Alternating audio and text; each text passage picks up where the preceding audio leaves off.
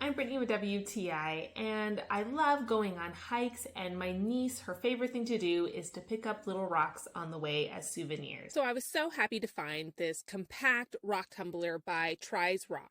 It comes with everything you need. It has its own rough stones, but you can also throw in your own. It has 3 process powders: step 1, coarse; step 2, fine; and then the polishing sponges.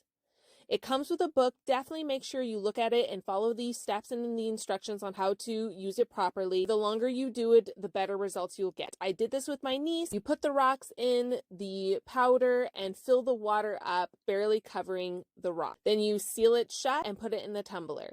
You then can use the settings. You can do the speed and how many days. It has a cover that goes down over the tumbler, which really minimizes the sound that it makes. It's not as loud. You can just dump the rocks out of the tumbler, rinse them off. Then you repeat the process for the fine grit, wash them, and with every step you can really start seeing the rocks transform. And then finally you do the polishing. Make sure you separate the sponges, seal it up, let it go. This is the longest one. It goes for 7 days. And look at the difference.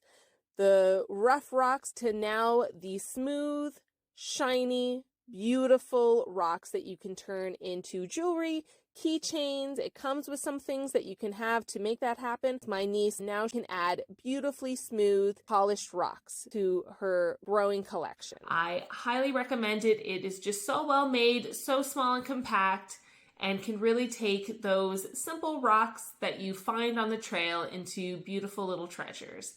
And that's my point of view.